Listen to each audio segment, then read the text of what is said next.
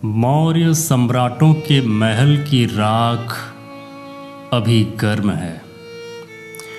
गर्म है इस सवालों के साथ कि आज जिस सम्राट ने इस देश को अखंड भारत बनाया, जिस सम्राट ने इस देश को सोने की चिड़िया बनाया, उस सम्राट के महल को किस साजिश के तहत जलाया गया, समाप्त किया गया। वहाँ तक तो चलो ठीक है, लेकिन आज की स्थिति में वह कहाँ है। बुलंदी बाग जो पटना में आज स्थित है, आज भी जिस महल के ऊपर महावीर नगर कॉलोनी बसा दी गई, उस कॉलोनी के नीचे मौर्यों का जला हुआ महल आज भी स्थित है। यह इस देश के लिए, पूरी मानव संस्कृति के लिए बहुत बड़ा धब्बा है कि हम उस महान विरासत को भूल गए या साजिश के तहत उसे समाप्त कर दिया गया। इसीलिए मैं कहता हूं कि मौर्यों के महल की राख अभी गर्म है, जो ये सवाल पूछती है। 1912 से 1953 के बीच वाडेल की निगरानी में, अल्टेकर की निगरानी में जो खुदाई का कार्य हुआ, और बुलंदी बाग जहां पर इस समय हम लोग खड़े हैं, इस बुलंदी बाग की जब खुदाई हुई, 8 फीट मोटी राख की परत मिली। जले हुए प्राचीर, काष्ठ के प्राचीर के उसके महल के अवशेष मिले, और उस जले हुए राख के अवशेषों में सोने चांदी के गले हुए टुकड़े प्राप्त हुए। ये सोने चांदी के गले हुए टुकड़े कहाँ से आए?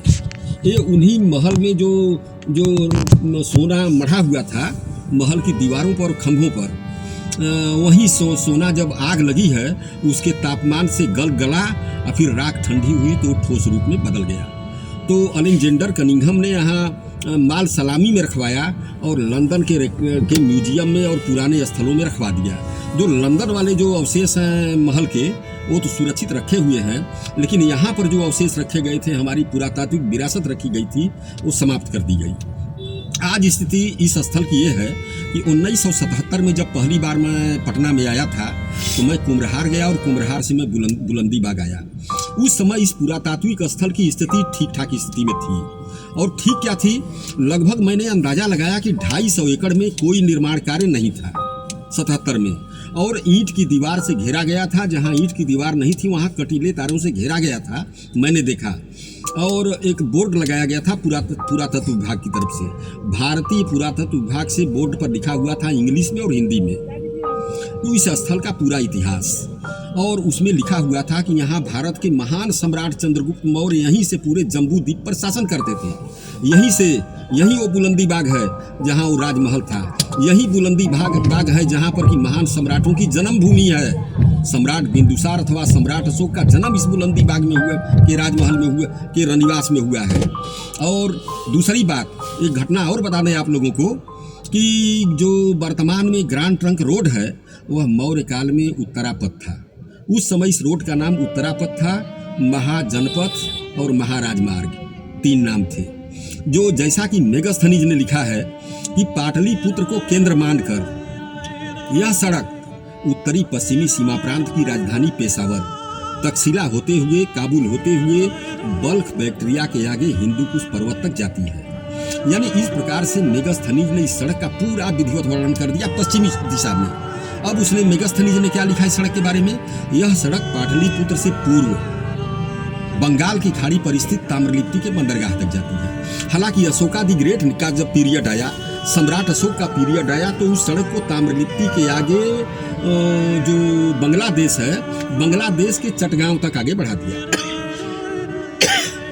इस सड़क को। आज यह सड़क जो है 3-4 खंड में बटी हुई है।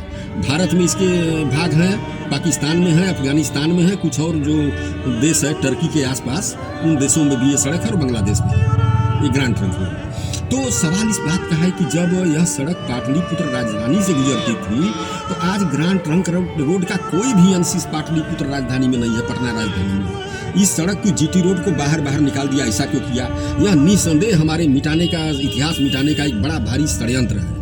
दूसरी सबसे खराब घटना जो है, जहां राजमहल स्थित था, जहां पर 12 से 53 के बीच में खुदाई हुई, बहुत सारे अवशेष मिले, मौर्यकालीन रथ का पहिया मिला, स्वर्ण मुद्राएं मिली, बहुत सारी मूर्तियां मिली। क्योंकि राजमहल था तो ये सारी स्वाभाविक है।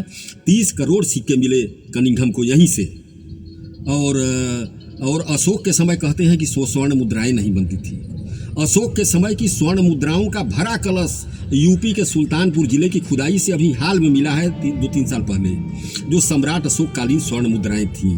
एक घटना और, जो मोदी परिवार है, मोदी का यह वर्तमान प्रधानमंत्री नहीं, प्रधानमंत्री से पहले जो औद्योगिक घराना है मोदी, उसके यहाँ जो एक महिला थी जो कोर्ट के मुकदमे चल रहे थे संपत्ति को लेकर, कोर्ट के आदेश से जब उनकी तिजोरी खोली गई तो उस तिजोरी में मौर्यकालीन सोने के सिक्के, मुगल कालीन सोने के सिक्के और ब्रिटिश काल के सिक्के, इन सिक्कों का तिजोरी से संग्रह प्राप्त हुआ। तो ये सोने के सिक्के कहाँ से आ गए? सवाल इस बात का है कि सारे इतिहास को इसलिए मिट्टी में मिला दिया गया कि किसी समाज को, किसी देश को गर्त में ले जाना हो तो उसके इतिहास और संस्कृति को दफन कर दो। वह देश कमजोर हो जाएगा, वो मनोबल से कमजोर हो जाएगा। और अंतिम बात हमारी कि जब 77 में मैं आया और 250 एकड़ का घेरा देखा और गहरे तालाब थे, लेकिन उसके बाद और बड़े बड़े टीले थे, लेकिन मैं कम से कम जब पटना में आता रहा तब मैं बुलंदी बाग पहुंचा। उसका एरिया धीरे धीरे कम होता जा रहा था, क्षेत्रफल। लेकिन एक घटना देखकर मन बड़ा दुखी हुआ, क्योंकि शहर के घरों का जो गंदा पानी होता था, जो खुदाई से जो तालाब बन गए थे, वो तालाब में भरता था। दुर्गंध इतनी आती थी कि वहाँ 1 सेकेंड के लिए खड़ा होना मुश्किल था। लेकिन अपना लगाव था, इसलिए हम खड़े होकर देखते थे। क्योंकि पूर्वजों की विरासत थी, अंतर्राष्ट्रीय स्तर की विश्व विरासत थी, इसलिए जाना पड़ता था बार बार। लेकिन एक ऐसी स्थिति आई कि जब 23 अप्रैल 2022 को पटना के लोगों को ही बुलंदी बाग दिखाने के लिए मैं आया, तो हम ट्रेन में ही थे, श्रमजीवी एक्सप्रेस से मैं पटना आ रहा था। तो मुझे एकाएक मस्तिष्क में आया कि आज तो सम्राट चंद्रगुप्त मौर्य का जन्मदिन है, 23 अप्रैल 2022 को। सुना याद है मुझे? मैं जंक्शन के बाहर निकला और एक माली के पास गया और मैं 10 गजरे खरीदा गुलाब के। मैं सोचा कि उसकी पंखुड़ी निकाल कर एक चादर बिछाकर पुष्पांजलि अर्पित बुलंदी बाग की मिट्टी को किया जाए, नमन किया जाए और उसको वायरल कर दिया जाए, ताकि लोग जाने कि यही महान वह बुलंदी बाग है। जब हजरत सुलेमान, जो यहूदी समुदाय के पूर्वज हैं, महान पूर्वज, हजरत सुलेमान ने जो महल बनाया था, उस महल को पड़ोसी राजा ने नष्ट कर दिया। लेकिन उस महल की एक दीवार जो है बची रह गई, जो 10 फीट ऊंची और 80 फीट लंबी है। वो दीवार आज भी बची हुई है, जिसे विश्व इतिहास में वेस्टर्न वॉल कहा जाता है। तो उस वेस्टर्न वॉल के यहाँ यहूदी जाते हैं और यहूदी यह कहकर छाती पीट कर रोते हैं कि अय मेरे महान पूर्वज, हम तेरी विरासत को नहीं बचा सके। क्या हम बुलंदी बाग के बारे में ऐसा करते हैं? यह हमारी ऐतिहासिक सांस्कृतिक उदासीनता है। ऐसा नहीं होने, अब हम लोग ऐसा नहीं होने देंगे। बुलंदी बाग की मिट्टी को ही नमन करेंगे, हर साल आकर नमन करेंगे, समारोह करेंगे। हम दुनिया को बताएंगे कि भारत सरकार की नीयत क्या है। भारत सरकार, बिहार सरकार, पटना के, बिहार की राजधानी के लोग और बिहार के लोग और तमाम समुदायों के लोग, जिन लोगों को इस बुलंदी बाग को जो है फिर बुलंदी पर पहुंचाना चाहिए था, इसी बुलंदी बाग को उन लोगों ने दोबारा दफन कर दिया। अपने अधिकारों के लिए, अपने सम्मान के लिए, अपने वजूद के लिए, अपनी धरोहरों के लिए यदि आप चाहते हैं कि सब कुछ पहले के जैसा व्यवस्थित किया जाए, भारत को पुनः बुद्धमय बनाया जाए, भारत को फिर से सोने की चिड़िया बनाया जाए, भारत को फिर से अखंड भारत बनाया जाए, तो जितना जल्दी हो सके राष्ट्र रक्षा संघ से जुड़ जाइए। आपके स्क्रीन पर नंबर हैं, कॉल करिए, पता करिए कि किस तरह की व्यवस्थाएं हैं या किस तरह से यह मिशन संचालित हो रहा है। स्क्रीन पर दिए गए नंबर पे कॉल कर लीजिए या हमारी वेबसाइट पे सर्च कर लीजिए कि कौन कौन से मिशन चलाए जा रहे हैं और किस तरीके से चलाए जा रहे हैं। संपूर्ण बौद्धों के उत्थान के लिए बहुत सारी योजनाएं चलाई जा रही हैं। जुड़ जाइए। यदि आप अभी तक इस मिशन के साथ नहीं जुड़े हुए हैं तो जुड़िए, जितना जल्दी हो सके जुड़िए।